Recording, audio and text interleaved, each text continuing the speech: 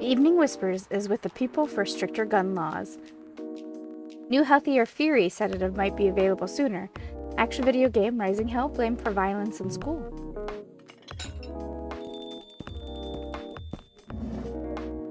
Welcome! Good evening, Mr. Bailey. Evening. Am I the first customer tonight? You are. That's new.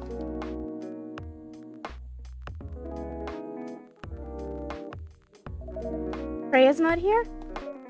She said she's coming later tonight. Got something to do with meeting some fellow writer friends. Why not do it here? It's her favorite place, right? Her friends had visited this place from time to time, just not as much as her. Writers gathering, huh? I wonder what writers talk about when they're hanging out. I've known them for some years now. She has this habit, you know. If she said they're friends, it means they're just hanging out normally. But if she said they were writer friends, they're probably talking about work. Either giving each other feedback on their latest drafts, or sharing and validating ideas. Interesting. They even use code words for meeting up. Oh, it's not like that. She doesn't even realize that's what she says. I just picked up on it. That's even more interesting. Are you always so observant? It's part of the job. Why is that? People come here every day. Some of them aren't as talkative as others, but their body language can be loud and clear. It can tell you a lot of things, whether they need a friendly ear or just want to be alone. It applies to what they're ordering as well, because, you know, sometimes what people want is not what they need. That's deeper than I would have thought. So, what are you reading from me now? I won't say. Why? That would break the charm. Oh, the hell was that? I guess I can say this much. Whatever I say or do to our customers is always related to what I'm getting from their body language. Including our interaction now? Including our interaction now. Man, now I see why you didn't want to share. Even that was enough to make me feel like I'm naked in front of you. By the way, I haven't ordered anything. What are you having tonight? Hot chocolate. With ginger and cinnamon. I heard that's a good drink for a bitter heart.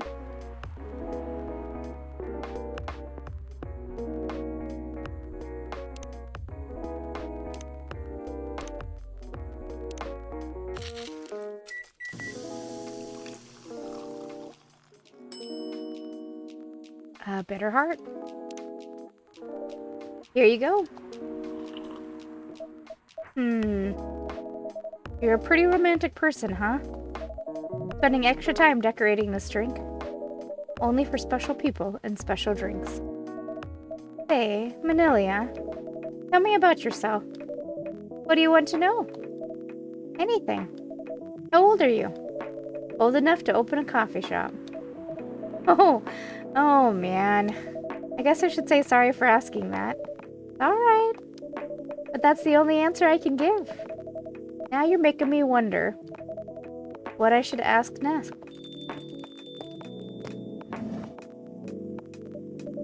Hello, everyone.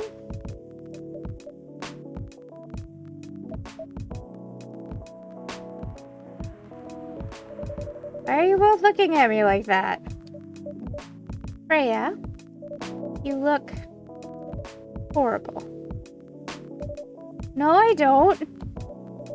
Yeah, you do. No, I don't. Unfortunately, I'm going to have to echo our dear barista. Yeah, you do. What happened? You better be asking what didn't happen, because the answer would be proper sleep and decent progress on my draft. You need to rest. And miss my deadline? Hell no. Sorry, Baileys. I won't be able to keep you company, because I have to finish this thing. And for that, I'll need a whole hell lot of espresso. Are you sure about that? You really should just rest. Get something to help you sleep. Espresso! Please.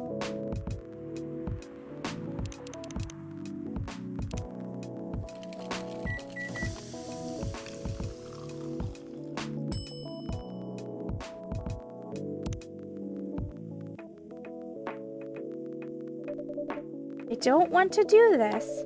You really need to have a rest, Freya. Just give me the damn espresso. Okay.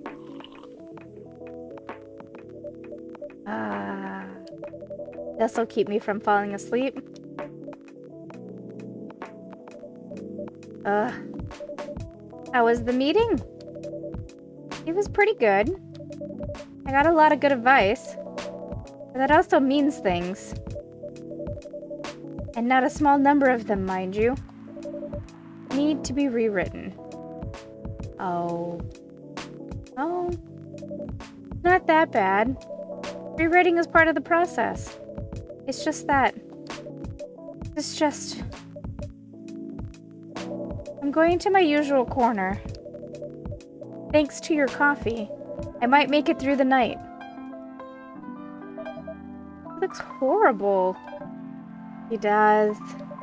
But don't worry about her. She'll finish it. This isn't the first time she's acted like this? No. But this time, the stakes are pretty high. So, what brings you here today? I'm not even sure myself. I had no plan tonight, and this place just came to mind. Out of the blue. I'll have to thank your subconscious then. Yes, you should.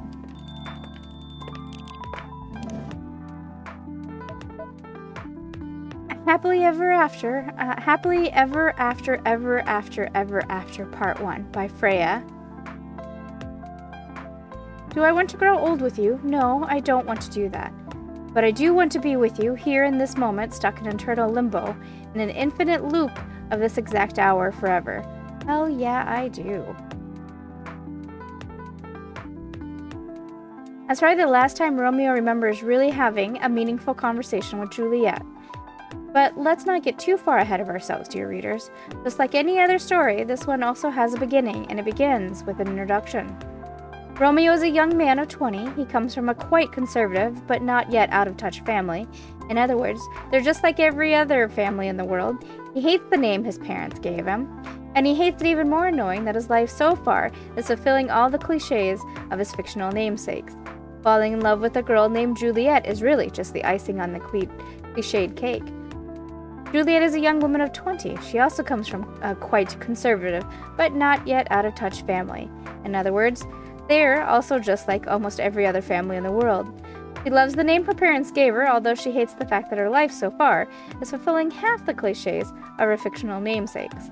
Falling in love with a boy named Romeo is unfortunate, but she has no plans to die stupidly over it. Both of them study at the same university, and they're definitely not the type of people who naturally choose to be friends. Fate, however, in the form of a hip young lecturer with an over-enthusiasm for assigning group projects and an unfortunate sense of humor, is what brings them together. A small group of assignments is what introduces our young Romeo and Juliet to each other. Even after their first fated meeting and the many, many more meetings required to finish the assignment, there's no sign that Romeo means anything more to Juliet than a friendly acquaintance she's spent a lot of time in the library with. Nor, honestly, does she mean that much more to him. In fact, after she made an ill-judged joke about the literary elephant in the room, she probably means significantly less. But as time goes on, and as the group assignments keep coming without the lecturer ever assigning new partners, Romeo and Juliet become closer. They both begin to see things in the other that they hadn't noticed before. Though for Romeo, the fact that is rather frightening. How could I fall for somebody like her, and named Juliet no less? Can't accept it. My mind's just playing tricks on me. Again and again and around, his thoughts chase themselves whenever he sees her. The day is Monday, and Romeo has a class he needs to attend. However, something is different. Normally a relatively anxious fellow, he finds going to a class requires a lot of willpower. Today, however, he finds himself hurrying to get there. He knows why, of course, but he refuses to admit to himself quite yet. The first thing Romeo does when he opens the door is to look at a specific table, the table where Juliet always sits, and to his unacknowledged disappointment, the table is empty. "Ugh, fuck," mutters Romeo under his breath. He doesn't curse because Juliet is not there, of course. Rather, he curses because noticing this was the first thing he did upon entering the room. After sitting in his usual place, Romeo reopens his book and begins reading. Every time someone opens the door, Romeo turns immediately to look and quietly whispers a curse. He is not cursing because he is disappointed that it is not Juliet who enters. He is cursing because he turned to look. A few minutes before the class began, Juliet finally arrives, announcing herself and her friend with a braying laugh as she does so. That sound used to be one of the most annoying sounds in the world, at least as far as Romeo was concerned. But today, it brings a small smile to his face. "Fuck," curses Romeo again after he realizes he just smiled at the sound. Is Romeo in love? He probably is. But he doesn't want to admit that. Falling in love with Juliet is dangerous, extremely dangerous. They come from completely different backgrounds, they have different skin colors, and they worship different gods. He has no problem with interracial relationships. Of course he doesn't, but he never expected it to happen to him and simply will not do. "I need to talk to you." Romeo looks up. Juliet is standing over his table. Her jaw is set, but her eyes are worried, and he completely forgets all about his own problems. What's up?" he asks. "Can you keep a secret? It's really important." "Sure, I guess I can." "Good enough, because I really need someone to talk to." So Juliet sits down and begins telling her story to Romeo. She talks about the problems she's been facing over the past few months, how they affect her study, about how he's not the first person she talked to about this, on, and Romeo listens to every word. Eventually, Juliet stops talking and sits quietly. Romeo thinks that she looks somehow lighter than she did before she began talking. He doesn't know how to react to what she told him. He tries giving her some advice. Really stupid advice, he thinks as soon as he said it, but he believes it's probably much better than just listening and nodding and watching her walk away. He doesn't think he wants her to walk away from him. He thinks about this. One thing is for sure, Juliet trusts Romeo as a friend. They've shared a secret now. And even though Juliet has shared the same secret with others before him, it still makes Romeo happy. So damn happy. How pathetic am I, being happy because someone I like came and told me she's not? Romeo thinks and then shakes his head like a dog shaking off water. After sharing everything she had wanted to share, Juliet starts talking about lighter topics. Soon they're joking freely, and the dark mood of earlier just completely dissipated. Just before Juliet leaves, Romeo asks her something. "Why did you tell me all that?" "Well, I don't really know. I think I can trust you, and you're one of those rare few people who can talk to people directly without sugarcoating everything. It's refreshing." He shrugs. "I guess that's why." What Juliet said is true, but Romeo finds it amusing that even though he normally speaks directly to everyone he knows, he can't do that with Juliet. He is not himself when she's around, or so he believes. After that conversation, Romeo falls even more helplessly in love with Juliet. It's stupid, he thinks, as someone who rarely falls so hard for anyone, but Juliet is driving him crazy, and the fact that she makes him feel the closest thing to love he's felt in years. Yet a big wall of cultures, norms, and other societal traditions stands between them, hurts him even more. That is, of course, if Juliet is even into him anyway. As weeks go by, Juliet and Romeo become closer. They start telling each other stories more often. But all of these stories are limited to their courses, their friends, and anything at all besides their feelings for each other. "She's not into me. She's just an extrovert. She's friendly with everyone," Romeo keeps thinking. And it's when he's thinking about that suddenly Juliet comes and sits at his table. "So, you said you wanted to tell me something?" It's true, he has already sent a message to Juliet telling her he wanted to talk about something. "Oh, wow. Diving straight in, it's nothing all that important actually," says Romeo. "Oh, come on, it's not like you to be so indirect about things. What's wrong with you, boyo?" Romeo actually called Juliet to talk about her attitude recently. She's been weird, at least in Romeo's eyes, and it feels like she's getting farther away, removing herself from many student activities she usually partakes in. Juliet answers all his questions, all his thoughts and concerns about how she seems to be removing herself from all of the side activities she manages to shrug off or easily explain. "Maybe it's just me. Maybe I'm obsessing over every single thing she does," thinks Romeo, while a pit opens up in his gut at the thought. "Is that so? Anything else you want to say?" He questions him. Fair is fair, after all. Did you know that I used to like you? The words come out of Romeo's mouth out of the blue. He's horrified, even as he recognizes that it's a lie. He still likes her now. He doesn't even know why he decided to confess his feelings right at this random moment. Never mind why he confessed with half a lie. It wasn't planned at all. But when he heard Juliet say, anything else?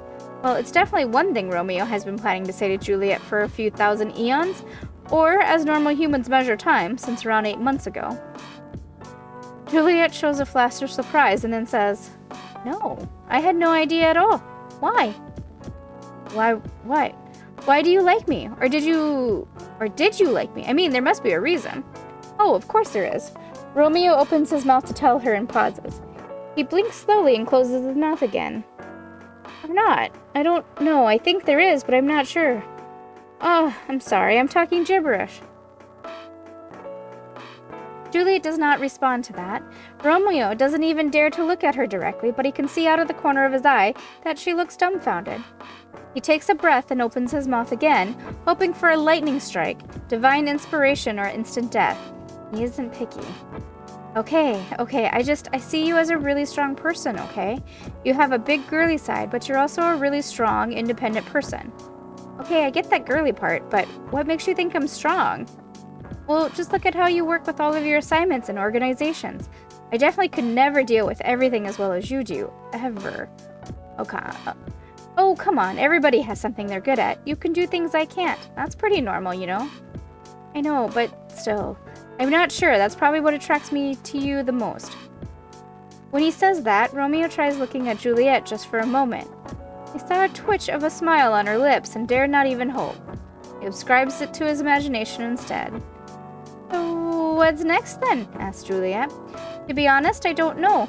I said this because I can't keep hiding it forever. I needed to say it to you even though I know it's impossible for me to ask you out, considering all the differences between us. Juliet pauses. Oh, of course.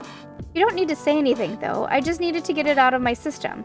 That's all I wanted to say. Well, okay then. I have something else to do. You don't have anything more to say, right? Yes, that's all. Juliet nods and says goodbye, then quickly walks away. After Juliet leaves, Romeo lets out a heavy sigh. Good work there. That's one hell of a lot of old baggage I just let go, and a whole hell of a lot of new baggage I replaced it with. And here's an interesting fact about our Romeo. During the whole conversation, he hadn't been able to keep himself from shaking, an old habit that he can't let go of. To his relief, they'd been sitting during the whole conversation, so he could hide his tremor. Still, even though he feels intense relief after telling Juliet about his feelings, his hands are still trembling. He has to wait a couple of minutes before he can walk away himself. So now, after Romeo's long-awaited but ultimately useless confession, what's next for our Juliet and her Romeo? Funnily enough, neither she nor Romeo ever mention it again, at least not to each other. Romeo did eventually tell some of his friends about his feelings for Juliet, but what about Juliet? Romeo didn't know anything about how she was coping with his revelation. He expected that she probably told some of her friends as he had told his.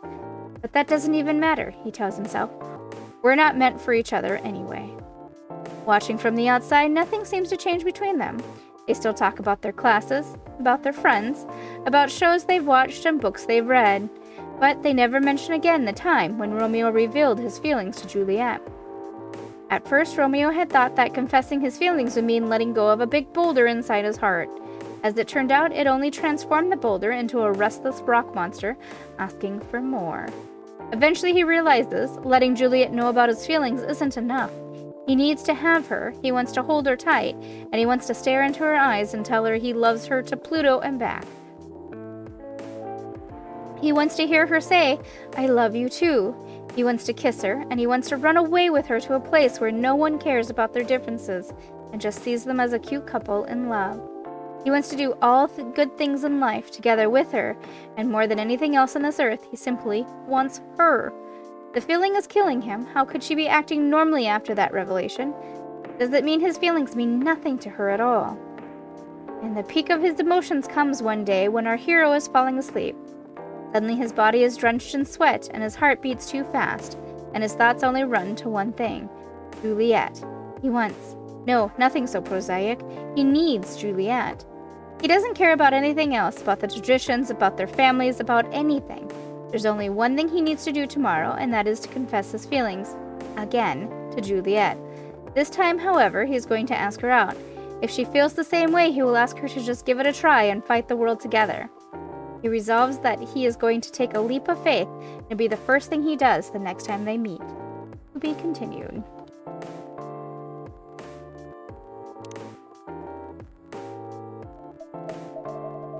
Not sure I should say thank it or not, though. Hi, Lua. Hi, Baileys.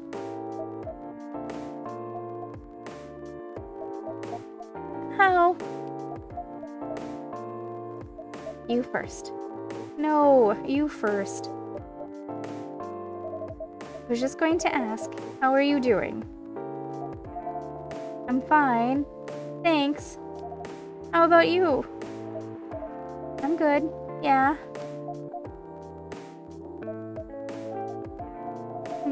I think I need to order something first. Oh, of course, of course. Go ahead. Hi, Manilia. What are you having this evening, Miss Lua? Gingerbread coffee, please.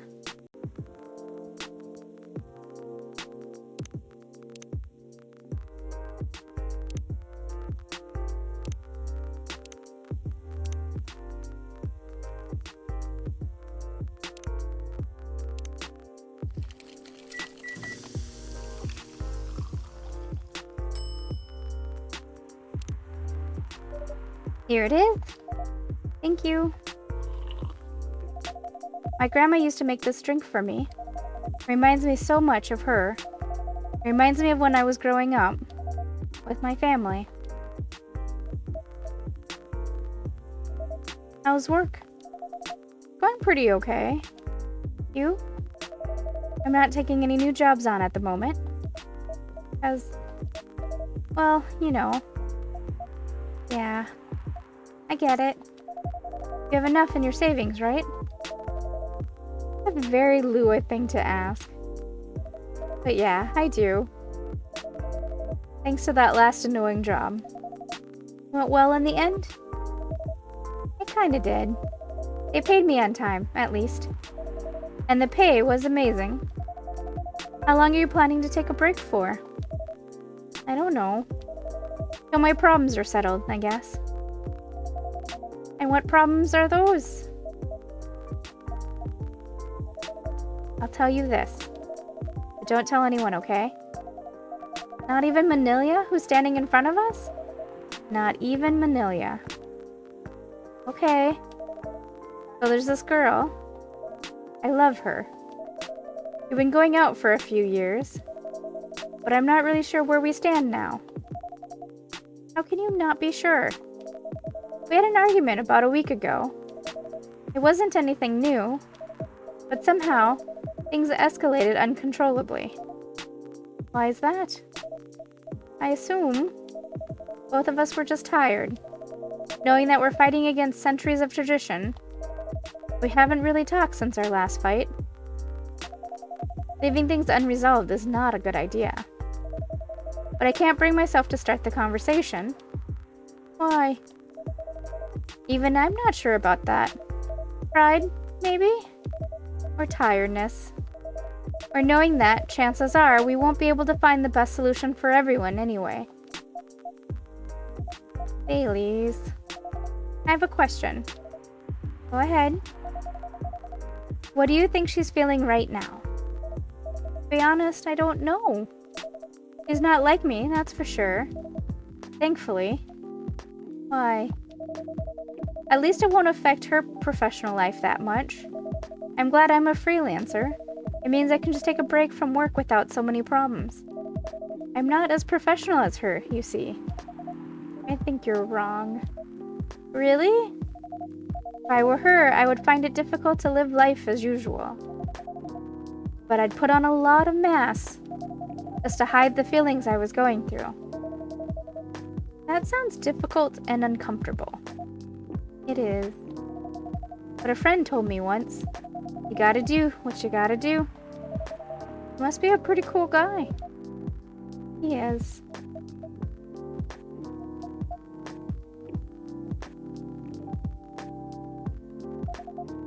What's next for us, Baileys? I don't know, Lua. I met some new people this week, including that supermodel. You knew? That girl in the corner told me. Yeah, including that supermodel. And how does that make you feel? Like a fool? What? I said a lot of things that I've been trying to avoid thinking about. A lot of truths. He's a bit like you, you know, attitude-wise. You get along with him? Doubt it. Opposites attract, but similarity breeds contempt. Ever heard that before? A lot. From a certain hipster elf. And after listening to that guy, what's your stance on, you know, us? I'm not sure, Baileys. What about you, yourself? Had any similar experiences this week? I have, in fact. You met a vampire, and I met a werewolf. What are the odds? What are the odds indeed? What did your werewolf say? Not much, to be honest. But he made a good point about the importance of family. Baileys. And I know I've been stubborn about you wanting me to make peace with my family. And I know why that's very important for you. But Freya said something that kind of hit me hard. What was it? I was just using you as an excuse to escape my family. When I actually want to do that anyway. For myself. You know me, Baileys. I do. And you know how I feel uncomfortable with people leaving their families. Which makes me an asshole, I guess. I get why you think that way, Lua. Blood is thicker than water. What should we do? Lua. Yes, Baileys. Please let me leave my family. I'll try to get your family to accept me. That sounds like the easier thing to do, after all. But you'll lose your immortality. And you'll be an outcast among other elves. An outcast from a bunch of overly pretentious people? Sounds great! You'll live a long time. But you won't have the perfect health and the perfect life that's the elven privilege. But it's not a perfect life without you. What if our relationship doesn't last? You'll have lost everything. You'll blame me. Lua, I will never blame you for anything. If we're talking about who I used to be, that guy would never have blamed himself. 100 reasons for why something failed, but never anything to do with him. But that won't happen with us. You know why? Because I've learned so many things by being with you for 10 years. It made me a better person. So, you don't need to worry about any of that, because right now, you're the most important part of my life. I don't need an immortal life, because without you, it won't be a life worth living. Baileys. I believe in you.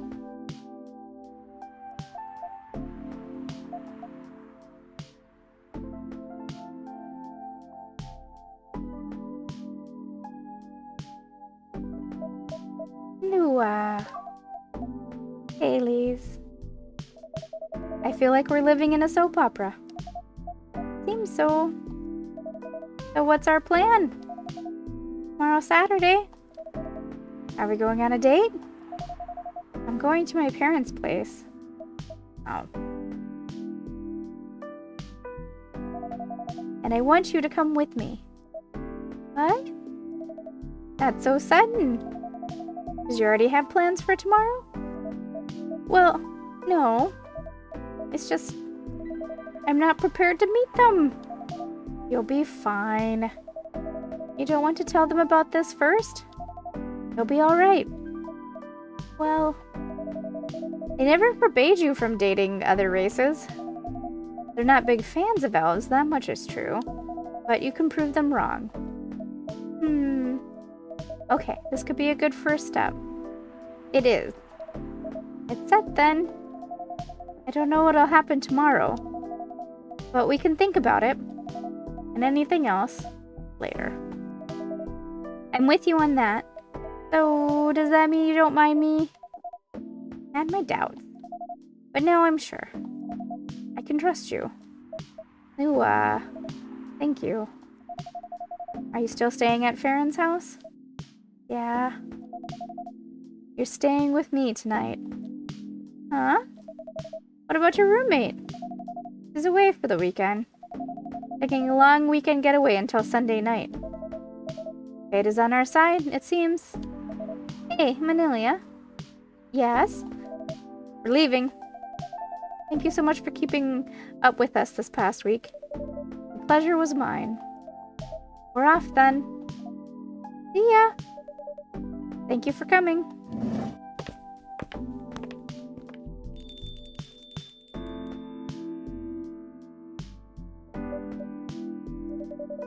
That was pretty intense. Oh, you're back in real world. I just pretend not to notice. They're like one of the main reasons why I'm writing this story. So I have to see their struggle through till the end. It's important for the writing, you know. That's cold.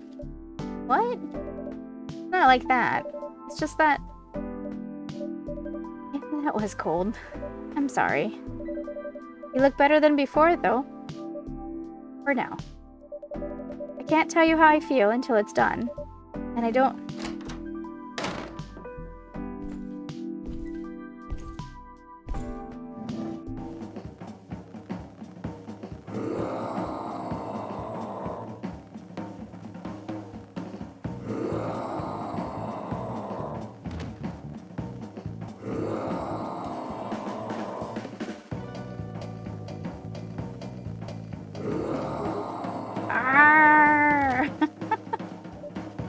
Whoa.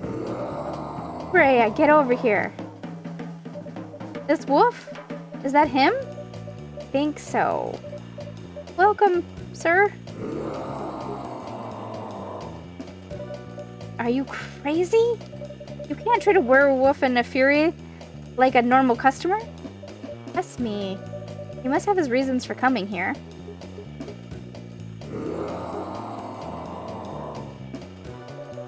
You can relax, sir. You need anything? Something to calm you down, maybe?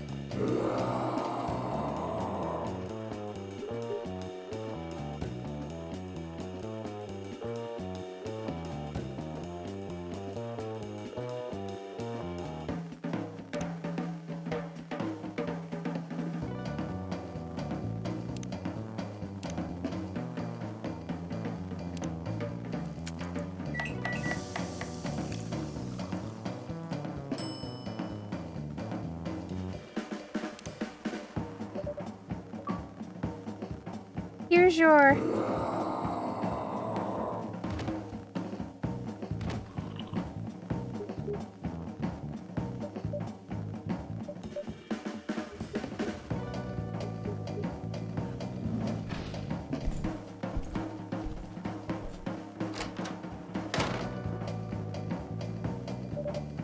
What the hell? Is that really him? After seeing the reaction to the drink, 100%. Well, whoever he is.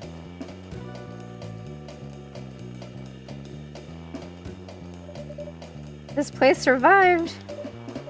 Thankfully, yes. But I think I need to close up shop early. Don't want to cause any more ruckus. And I need to clean up some of the mess anyway. Good idea. Can you get back all right by yourself? I'll manage. Take care on your way back. You be careful too. See you tomorrow. See ya.